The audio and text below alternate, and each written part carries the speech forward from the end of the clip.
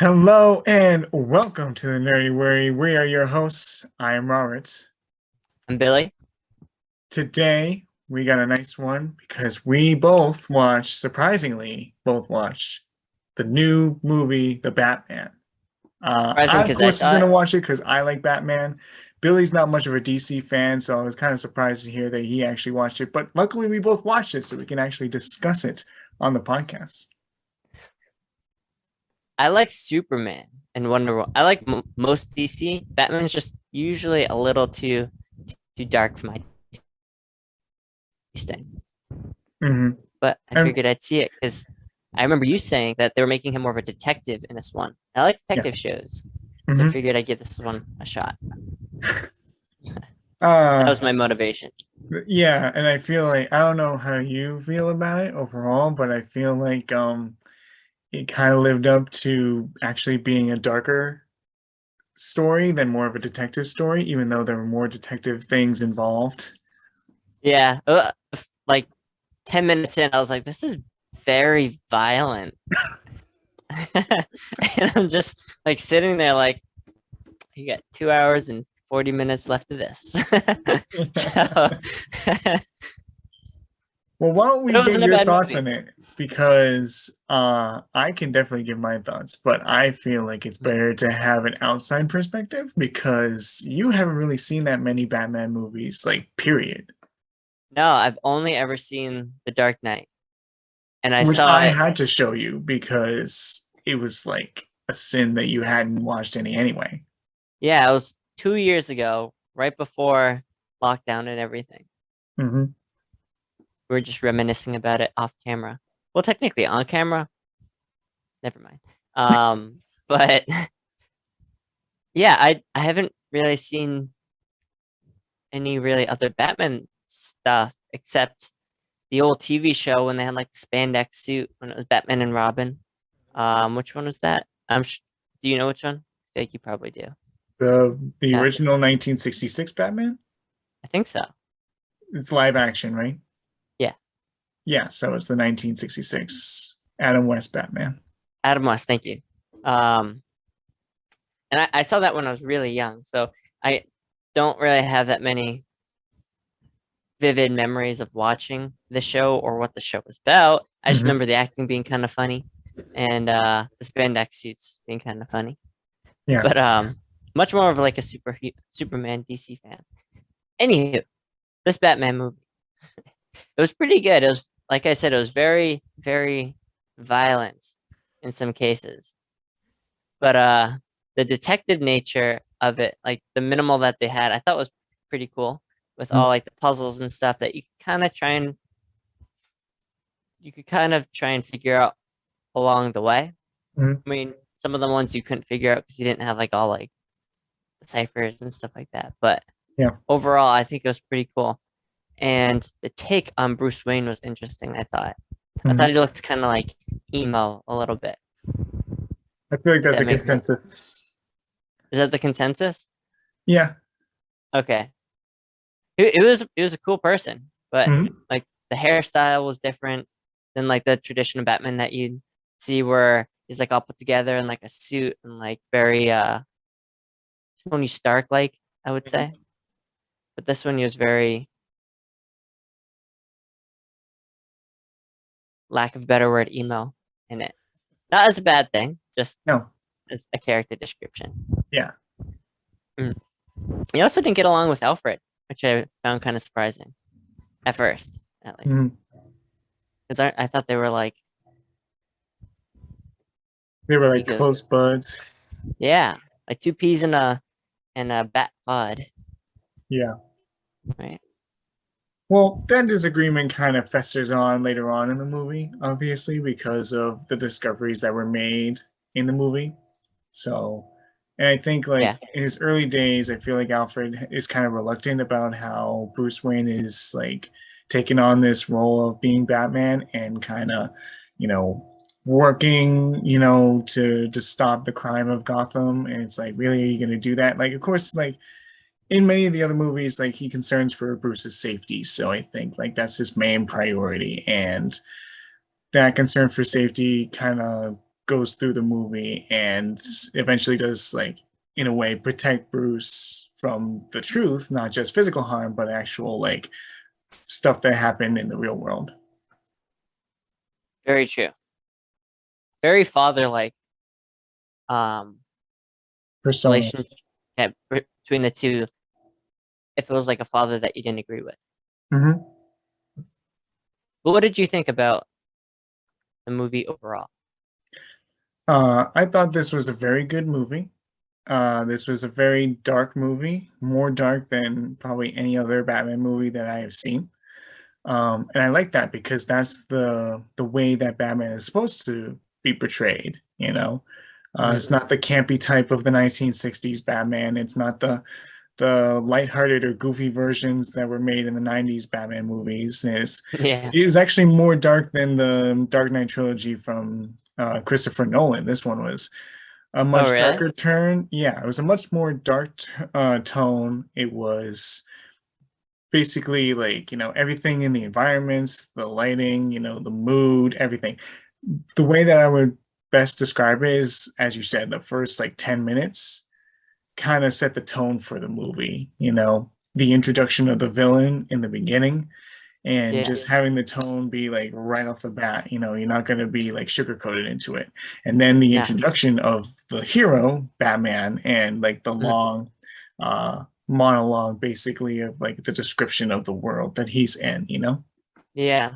I thought the monologue was a very cool way to introduce him. Hmm. Because I think like capturing the essence of fear wasn't as prevalent as much in the other movies. In Batman Begins, fear was a big theme throughout the movie, but I Mhm. feel like this one kind of set the tone of like this is a dark version of fear where like, Batman lurks in the shadows always, and you always have to watch your back and see if he's like there or not because like you don't want to mess with him.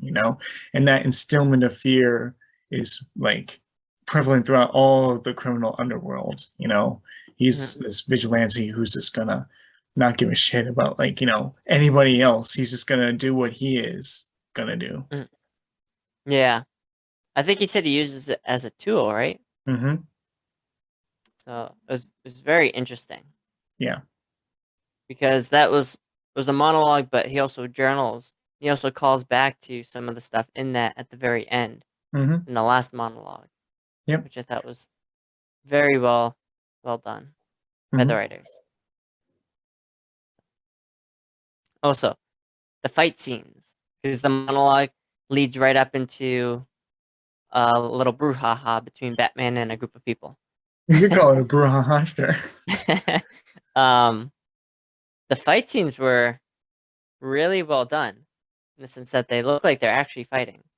Because I did notice in the one Batman that you showed me from the Mhm. Dark Knight, Batman has a hard time turning his head or Yes. looking up or down, Mhm. which he does in this movie as well, a little bit.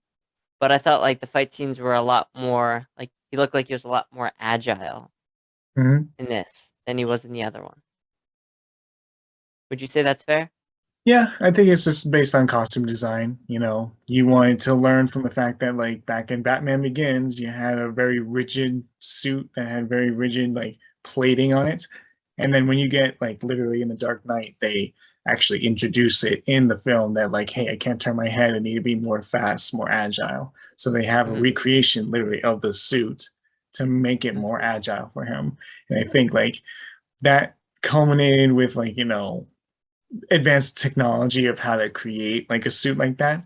I think Hmm. like really helped to like make the suit more flexible for him. Hmm. That's a good point.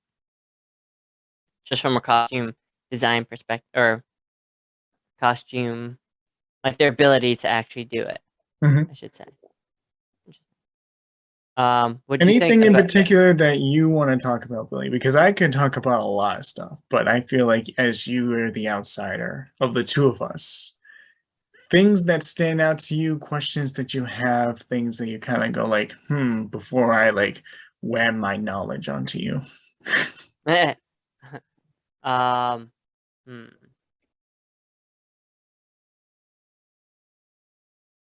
I thought it was interesting how every superhero movie has a shirtless scene. Like, fair? For the I most part. guess. Unless Yes. it's and unless it's like um Captain Marvel, because they won't do that. Mhm. But anyway, before I go down that, okay, anyway, so most of the time there is a shirtless scene, and there was in this movie, but they didn't have Robert Pattinson ripped out of his mind. They had him just like not an average Joe because he's still fit, but like he was like somewhere in between like the average Joe and just like super ripped. Like he was kind of like the average trainer. Like if someone goes to the gym, not necessarily work out for a living, but they work out. And I thought that was an interesting take. Because usually with superhero movies, they lean towards like just being like insanely ripped. Mhm. But he wasn't. And I thought that was interesting because if you are a superhero like he is and he's fighting all the time, he's not training. So he's not Mhm. gonna get like shredded. He's just gonna be strong and fit, but he Mhm. won't necessarily look it. And I thought that was really interesting for them to do. It's just something I took note of. I don't know if you noticed Shirtless or if you cared. guy. Do you think that That's the is one thing that significant? you took away from the movie. He was shirtless and not as ripped as I thought. Well, I just thought it was like no, like most superhero. I mean, even Ant-Man, they had him get like fit with like a six pack and stuff like that Mhm. and Ant-Man's not necessarily the most physical character. Mhm. So I thought that was interesting. I don't know. Did you notice or pick up on that? I don't pick up on stuff like that. I just mindlessly watch the movie. I don't go Fair. like, wow, his pecs are not as pecky as I thought they would be. Mm. I Those only abs are noticed, I not think. really there. They're like kind of there. I Those are think I my only thought noticed. process. I'm literally there taking notes. How's his physique? Got a little tongue to him. I think he needs to work out. If I had to guess, there's two reasons why I picked up on it. One, because the previous actor who played Batman, Tom Hardy, Ben who was the Affleck. Ben? No, oh, sorry, before Ben Affleck, Oh, Christian Bale. Christian Bale. Thank you. Tom Hardy's Venom, right? Yes. Okay. I remember, I think you were telling me, or someone else telling me, where he gained like a ton of muscle for Batman and lost all of it for another movie and Mhm. like gained it all back for Batman again or something like that. And like there's like a situation of pictures where like he's like ripped, like like bone basically, Mhm. and then like no, then he gained a lot of weight to play another character, so then he was like heavier set or something like that. Either way, there's like a transition where he went from one to the other to the other. So Mhm. in this one, I think that's one of the reasons why, because I had that in the back of my mind. The other reason is I always like training scenes in movies. I don't know why. Maybe because I grew up watching Rocky. I That's just love exactly the what I was training thinking. scenes. Yeah. So I think that might be it. I don't know. Anywho, I feel Anything like other than him being shirtless and not as ripped as you thought. I realize that's a weird like thing to bring up.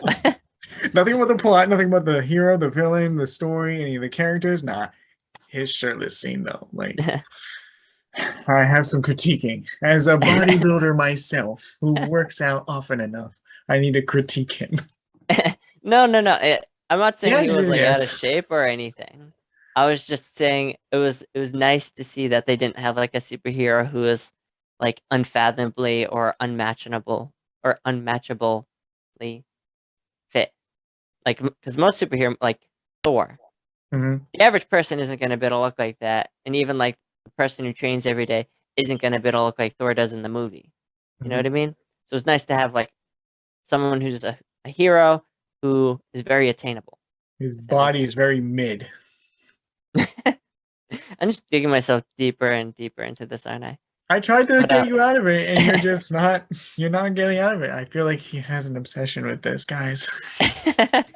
okay. The other thing I liked about the Batman was and I'm sure this is something that goes through all the Batman, but the his quiet nature.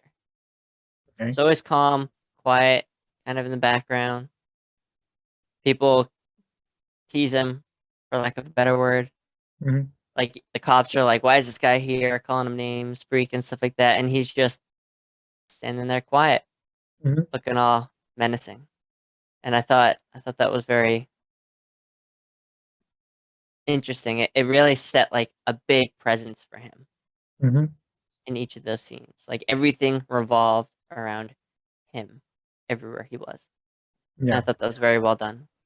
All his actions were slow. When he was walking, it was Hmm. always like Well, you know why he was walking slow, right? to build the fear, right? Or are you talking about from more of a okay? What are you talking? Tell me. He's walking slow because he's wanting to record everything that he's seeing, and he wants to make sure he gets the details. If he's like walking briskly, you're not going to see details, but he wants to see the details of That's things. okay. That makes sense. I mean, because remember in the scene when they're at the lounge underneath the iceberg lounge, and Selena Kyle's trying to go in there, and he's like, telling her to go this way, and she's going too fast, go back to this person, go slower Mhm. and stuff like that. He knows that if he goes too fast, he can't see certain things, and the computer won't pick it up, and he won't be able to find certain details that he might need. Mhm. Good point. Good call on that. Hmm. That's about all I got, except for revealing like stuff at the end. Hmm. I think that's about all I can think of. All right, so let's talk a little bit about the villains because I feel like the villains are a big highlight of this movie, especially for me. Mhm. What did you think about the Riddler?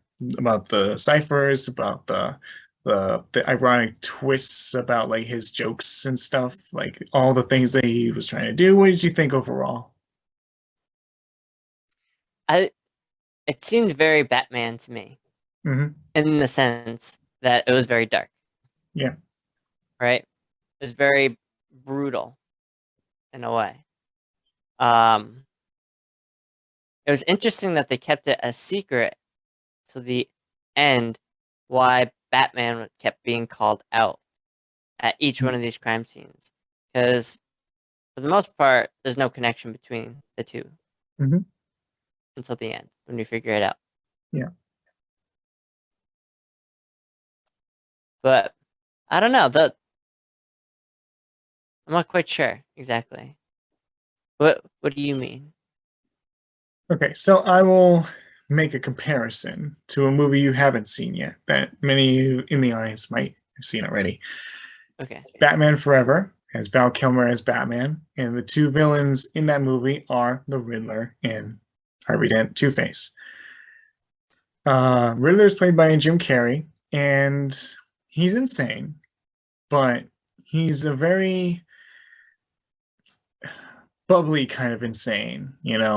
The scene that comes to mind for me is that like um they find out in the movie, spoiler alert, but in the movie, in the Batman Forever movie, the villains find out that Bruce Wayne is Batman. So Okay. they go to his house, the mansion, and go into the Batcave and basically destroy the Batcave. And like Jim Carrey is just throwing these all kinds of like I think it's like rubber duck bombs and stuff, and just blowing up all kinds of stuff, blowing up the Batmobile and everything, blah blah blah. And it's Mm, very like comical the way he acts, the way he moves in that scene and many other scenes. And it's because of the product of what they were trying to do for the movie. It wasn't mhm, dark, it was just kind of silly, goofy, kind of stupid mhm, evil. mhm. This one was a complete 180. It was dark. It Nothing was, like that. yeah, it was very sinister. I think is the best word. It's very sinister. It's very convoluted, very sinister. The way his riddles kind of worked out, having to make the code, making like the actual mistake because it was an, a purposeful mistake of doing URL that Mhm, errata or whatever it was, mhm, the Spanish phrase, because he wanted to URL, he wanted to go to the website and stuff. It wasn't mhm. by accident that he did bad Spanish and stuff. Yeah. Um, like I think everything about what he did was crazy. Like the one scene that I particularly found very impactful was the one where they're at the funeral, right? And all of a sudden you hear like noises outside that are happening, gunshots go off, right? And everybody's Mhm, panicking outside, and all of a sudden, boom, a car comes right through the church and like almost hits everybody and like crashes, and like everybody's ducking for cover, and there's just one dude out in the balcony just like watching mhm. over and then leaves Yeah. as like everything's starting to come through, and that whole scene progresses. I think that was like, this is different as a villain. Like he's a villain who knows what he's trying to do. He's very sinister about his actions, and he's planned this out. And towards the end, we see that he's planned this out farther than even the good guys know about, which is very, different than like some of the other iterations of the villain, which are just like, corny, campy, kind of silly, kind of evil. Mhm. Yeah, that's it. A good description of it. And I like how you pointed out that it went farther than even the good guys figured at the end. Hmm. Like it went deeper. And I also have to comment real quick. Hmm. Poor design on the city, if it can be flooded that easy. What do you mean? Like they flooded. I think you have to have some sort of system to deflood a city easily in Hmm. an event. If an event like that happens, Hmm. it didn't seem like they had like a safety precaution. Because even like the safety place, water still flooded in Yeah. because the water pressure was too much. At least have like bulletproof glass or like Hmm. something that will protect everyone. Well, this Okay, is but the that's like a city of side note. Gotham. I don't think that their maintenance is like up to par. You know, That's a good point. I think that they are like, if you think that there's corruption in the politicians, the courts, the police, like you really think that they're gonna give a damn about like the seawall being up to snuff? Like, no, I don't think so. Okay, good point. Good point. And plus, they may have. I think like this is not trying to go really off the rails, but I think like it's very symbolic of how the seawall is like, the mitigation tactics that we are actually trying to do because of global warming and climate change. And as the sea levels rise up, we have ways of like, oh, we're going to need to make bigger seawalls, higher seawalls. And it's like, that's just only a mitigation factor. And I think it's kind of like a symbolic way of like, this was a way to keep out a lot of the water, but eventually something might happen where it just goes and then like all the water comes in and floods.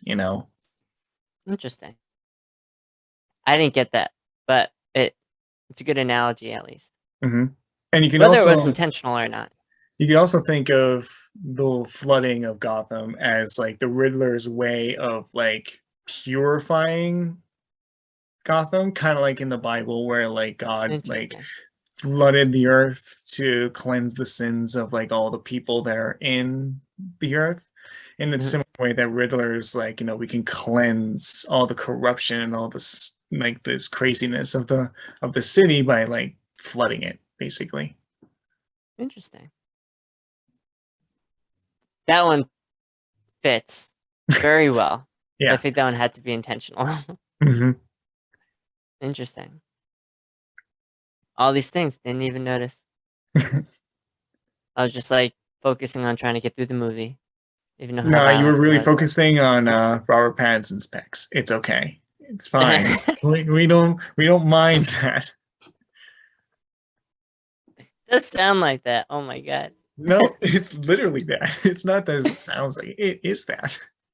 There, there's only one moment I think where he had his shirt off and like he just didn't have like defined shoulders, and that was the one thing that surprised me. That was the one thing. It wasn't like abs or like anything. It was like the definition in the shoulders. Mm, right. So, what did you think about the Penguin, the other villain in this movie? Oh my god, looks nothing like the actor. Oh Nothing no, like the actor. it's Um, not the one that was played. I forget his name. Danny DeVito. Yeah, there you go. Danny DeVito, who played him in Batman Returns. Again, mhm, a very comical, kind of like goofy way of looking at him. This one mhm, is like he actually seems menacing. Like in the Batman Returns movie, he was over sexualized. He was very perverted. He was very, gross. In this one, mhm. he actually acts like a mob boss. A very, comical version of a mob boss, but still a mob boss nonetheless. Like he still has an like imposing figure to him. Yeah, he kind of seems bumbling, but like Hmm. still he, bumbling, but good at being a mob boss, Yeah. right? Hmm. And I absolutely love the car chase scene. The car chase scene was just phenomenal. That car chase scene was very well done. It was funny. The ending of it, Yeah.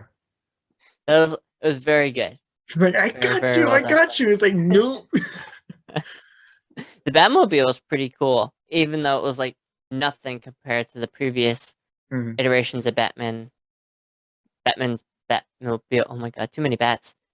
The previous iterations of Hmm. Batman's Batmobile, Batman. whatever.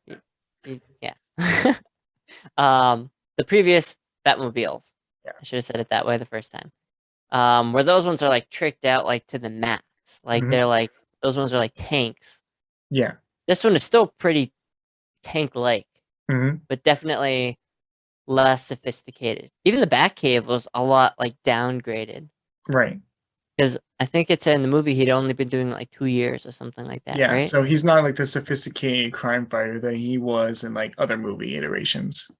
Exactly. Yeah, he's still green in a way. Yeah. So yeah, it was very well done. Hmm.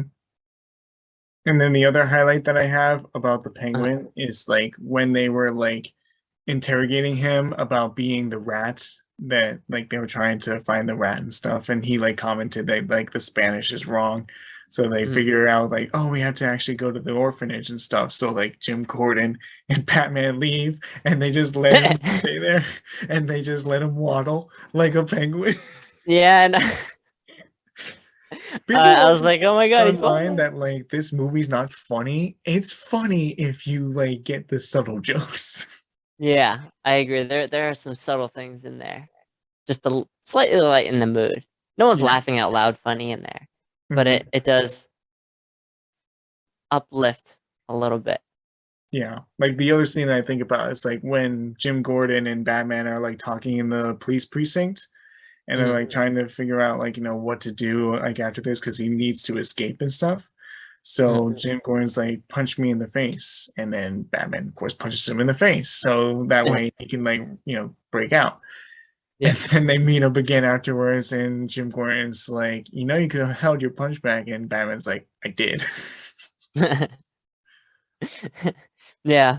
Uh, they got very subtle things in there like that. I agree. What'd you think about uh Catwoman? Right? Cat. Yeah. Selena What'd you Kyle, think? Catwoman. Yeah.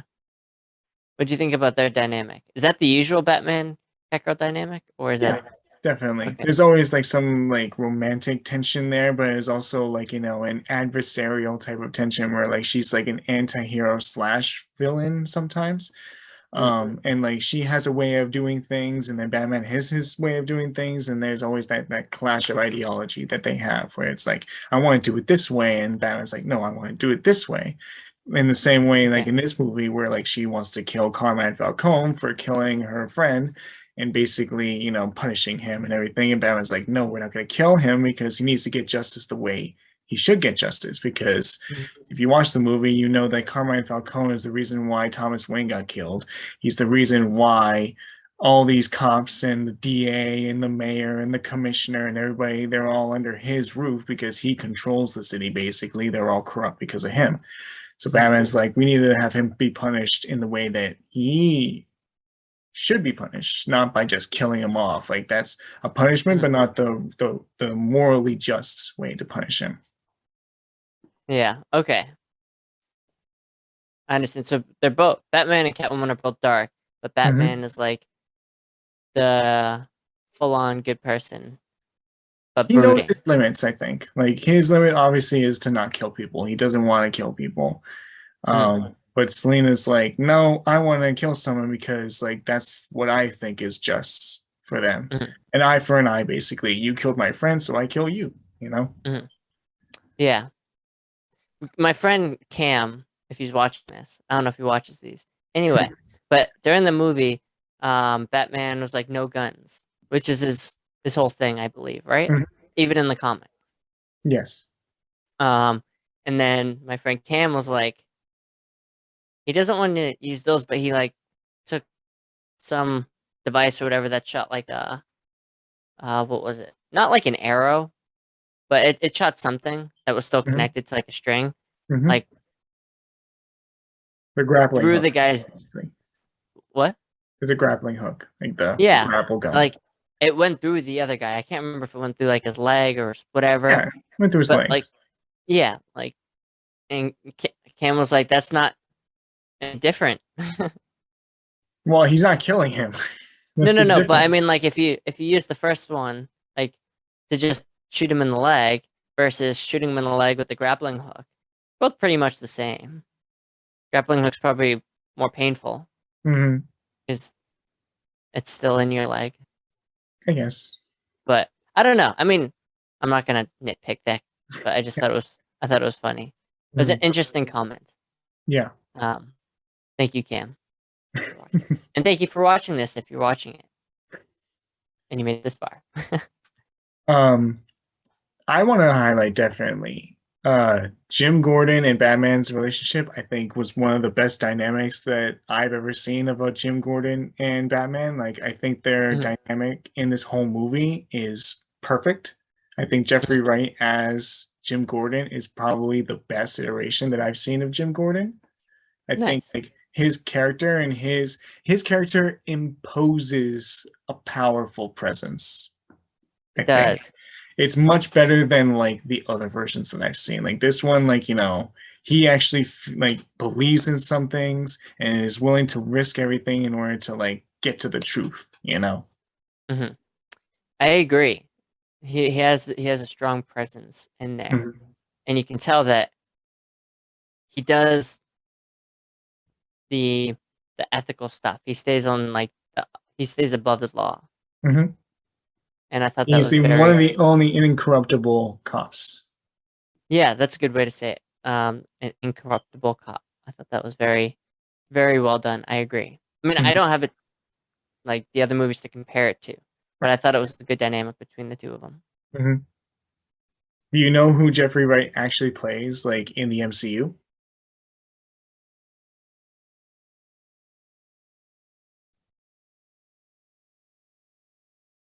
Who He plays the Watcher. does he really? He does, yeah. Huh. I have to go listen to his voice again. Hmm. That's Listen to funny. the voice. Yeah. Interesting. Yeah. That's so funny because I was like, I can't picture his face in any of the Marvel movies. Hmm. He's in the Huh. animated one. Yeah. But I think it works out. I think like he does give a very powerful presence to any character that he embodies, basically. Whether it's the Watcher, whether it's Jim Gordon, I think he does it perfectly. Yeah. I agree. He did a good job as the Watcher, and he did a very good job in this movie. Hmm. Let me ask you really quick about the.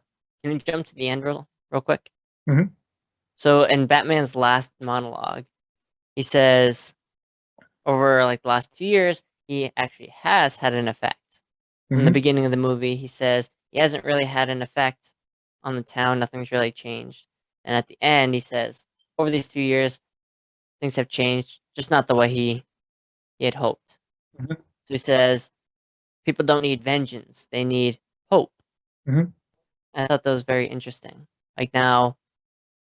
He's gonna try and have more hope for the city and probably help to give people hope. Mhm. And I thought that was a very uplifting way to end the movie. Yeah. What do you I think about think that? I think it's a very nice direct uh rebuttal against the Ben Affleck Batman, who just has fear and is never anything else. And he's very, grim and grumpy and Hmm. bleh. Been a better way to say it. Because Like like, he's seeing things. because here's Well, because he's an old Batman, right? yeah, Ben Affleck's an and that's an old Batman for Ben Affleck. The one scene that I will say that can you be like a comparison to would be in Suicide Squad, the first one. Uh, okay. the origin of how Deadshot got into prison was that Deadshot was out, I think, Christmas shopping with his daughter. They were going down an alley. Of course, like Deadshot's a criminal, right? But he wasn't doing anything at that time. He's just with his daughter going Christmas shopping. And then Batman just comes out of the alley and is about to beat the crap out of him in front of his Mhm. daughter. And the daughter is fearing Batman instead of being like, oh my God, Batman. She fears him because he's going to take away her father and probably beat him up, Mhm. You don't want to have that kind of instilled fear on everybody. Like, you don't want to be so scary that everybody fears you rather than, oh my God, it's the superhero. He's going to like protect us. And Mhm. in this movie, in The Batman, you have Mhm. the scene where he's like helping out the National Guard bring people to safety and stuff, and he's holding the little girl in his arms and putting her down into the Mhm. stretcher to be lifted up by the helicopter. And that's a completely different message to be sent. Like, every single time that you have Batman, he's dark, he's brooding, etc., etc. He has fear as his theme, but he still cares about people, cares about human lives. And the best way to say that is like Mhm. the animated series. He always cared about people and Mhm. their safety and being a good person rather Mhm. than like I'm gonna beat the crap out of you and you're gonna pay for it, blah blah blah, the way that it was done in Zack Snyder's universe, which don't get me started. But I think that's a very different tone to have. And I think, like, especially since this is a year two Batman where he's trying to figure himself out, I think, like, for him, realizing, like, he's not only, like, an instillment of fear on the criminals, but he's also an instillment of hope in the citizens. And I think this kind of gave him that revelation. Like, he needs to be both at the same time. He can't just be fearful and vengeful and everything else. He's going to have to be a symbol for hope for a community who may not have as much hope as before. How do you think he's gonna do that? I think like be a symbol of hope. He is the person who's going to take over. Much of like getting criminals like off the streets, especially the very bad ones like the Riddler. Mhm. But he also needs to be the kind of savior. Be Mhm. Superman esque, but also be Batman esque. Save Mhm. people, but don't just beat the crap out of criminals because you know, in the beginning of the movie, you may remember when the gang was like beating up this guy and like Mhm. Batman beat up all these people and they all ran away. And then the guy was like, don't hurt me, the innocent guy who Yeah. was getting beat up. He doesn't want to Mhm. have that as a part of his persona. He wants to be the guy to be like, you're all right, sir. Like I'll help you to a hospital or something. Yeah. Help Instead him of up or being something. this, yeah, instead of being like a fearful person that's gonna like, hurt everybody. Mhm. I see. It'll be interesting to see that dynamic being walked because I feel like it's a very fine line between Mhm. the two. One last thing before we get into the overall review of this movie as a whole. Hmm. That scene in Arkham Asylum with the Riddler talking to somebody who Yeah. what did you think of that before I really get into what I think about that? I will I will just say that before the movie started, um, one of my friends Cam, and then another one of my friends who's also named as Cam. So there's two Cams at this movie. Mhm. They were like, "How much do you want to bet there will be a reference to this particular person in this movie, subtle or not? How much do you want to bet?" And then they were both saying that there's probably going to be some reference to this particular character. I just hope it was done in a tasteful way. Do you think it was done in a tasteful way before we reveal who it is? Tasteful. That's an interesting way to describe it. Well, I'm not describing it as tasteful. I'm saying, Yeah, do you think it was? Do no. I know what you mean, but you think it was forced? I think they need to kind of venture away from that. Like, I know it's a moneymaker. I know it's something that like has been done to death a lot. I think you Mm, kind of need to go a different route. Get a different villain to tease like later on in, in this if you want to do a sequel, save it. get somebody else first. Maybe Mm. save him later. Don't have him be in the second movie. I Do feel you, like you well, need to be more original. do you think that this will be the theme of the second movie, or do you think it'll still be in the background in the second movie, and that will be like planning time? I think it's more like the latter because I think there's going to be a bigger villain, and then this guy in Arkham is gonna come out at like the end, kind of like as part of like part of the master plan. Because I agree with a lot of people online that say that it either should be the next villain should be Court of Owls, who's a villain group from Okay. like a newer version of the comics from the New 52 comics, or Okay. it should be Hush, which is like Thomas Elliot's. He There's a reference to Hush in this movie when like Riddler was talking about like Thomas Wayne's like hush payments to like Carmine Falcone for like all the secrecy of like Martha Wayne's mental illness and stuff. There's a Mm, reference to Hush, which is like the reporter's name is Elliot. okay. Thomas Elliot in the comics is Hush. He's his own supervillain in a way. So Interesting. These are all have Batman villains. yes. So either get Court of Owls or Hush as your villain, and then like kind of in a similar way in this movie where you had the Riddler as your main villain, then you had other villains of like Carmine Falcone and Penguin and Catwoman. Kind of have that dynamic. There should be one main one and then like maybe a smaller one. And I think like this person in Arkham who was talking to the Riddler should be that little one because we already got him as a big one several different times. We don't need Yeah. another one. Yeah. Because yeah, I will agree with that assessment. That I think it's weird to just have it in the second movie, especially if you want to do more than just two, Right. right? And I think it makes more sense to do Quarter Owls or Hush because the flooding of Gotham, even though Riddler thought it would purify the streets of Gotham and the underbelly, I think it makes it kind of worse. I think it'll brew something more like Penguin will start to reign over in his own uh kind of empire. You'll have other supervillains kind of brought up from this, kind of inspired in the same way that like Riddler had all these followers that like were shooting at people. In that Mm, similar way that there will be some people will be like, I want to be a supervillain for this because of whatever happened to them. So mm. I think that's going to happen, but like I don't like that you're going to start off with a very main character like that guy. I'd rather you have like, this flooding and this stuff that happened in this movie kind of results into Court of Owls, into something that was generated from the first movie, rather than, oh, we're going to just I see. pluck him in and put him into this movie and see what happens. Yeah, like let Batman come into his own, Right. right? I will agree with that. I think it's a very interesting casting choice that they made what's his face from Eternals be Joker. Spoiler alert, that's who the character was, by the way. I'm sorry. That's okay. I realized that we had never said it actually. Yeah. Who was it? I don't know who I couldn't tell who the actor was. You know who he played in Druig. Eternals?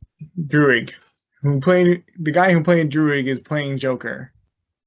It's Barry Koenig, I think. You'll Interesting. recognize his face if you look it up, but he's the Yeah. guy who can like alter people's thoughts and minds and stuff. Who is like in relationship with Makari. That's an interesting casting choice. Right? Like I get it, and he kind of has that kind of presence. He had that kind of insane presence, but Mhm. again, I think it's a little forced. I think you kind of need to go a different route, kind of go somewhere more original, you know? Yeah. Hmm. Yeah, I agree. Because everything's very similar to what's been done. Yeah.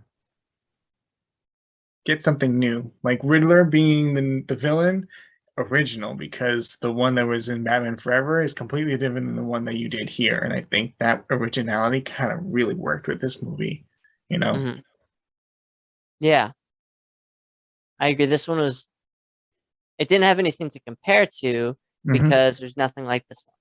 Like, even though that there's like however many of the Batman there are, Right. it was standalone. Hmm. But once you bring in someone who's been in the other movies, then it's hard to do again. Hmm. Like if they decided to make another Spider-Man, like Sony decided to make another Spider-Man, Yeah. that wasn't part of the MCU, but Right. they used one of the Spider-Man's villains. Like if they chose, I was gonna, no, we can't choose Vulture because he kind of connects to the MCU, so they could make that one different because then the whole story would be different because there's no Avengers to steal tech from. But if they chose like another Doctor Octopus, that'd be weird Right. and it'd be hard to do it a different way. Hmm. Yeah, I don't know. I'm not. I mean, I don't write movies, so I don't know what would be the most creative way to do a character that's been done in a new way, but still true to like the way the character is. So I'm not sure how you'd walk that distinction or find that distinction, but that doesn't mean there isn't one. I'm sure there's very clever people out there that could do it. Yeah. I agree. I don't know. Maybe they'll try to do it. I don't know. So, Billy, as someone who has only watched two Batman movies in total, what do you give this rating for this movie? It's 1 to 10. Before I answer that, to build a little suspense, is this movie gonna connect to the other DC movies? Do we know? Not that I'm aware of, no. I think this is Yeah, a because it completely doesn't separate seem. universe. Okay, it doesn't seem like to be part of the same dynamic, Yeah. especially because how would you explain that big thing where it's like Right. Ben Affleck and then all of a sudden it's Robert not? Pattinson. Yeah, I was gonna say Edward Cullen's by accident. um, I don't know. Anywho, um, I do think Robert Pattinson was a very good Batman. I think he did a good job with the character. 'Cause I know a lot of people were worried about him as Batman. I think he did a good job. He has a nice like jawline to fit the mask. Um, I give it for a DC movie or just in general. I mean, you could do either one. Okay, for a DC movie, I give it like a solid 8.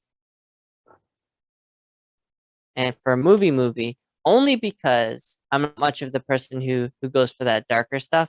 So I'm gonna give it a little bit lower, like a 6, 5 or a 6. Wow.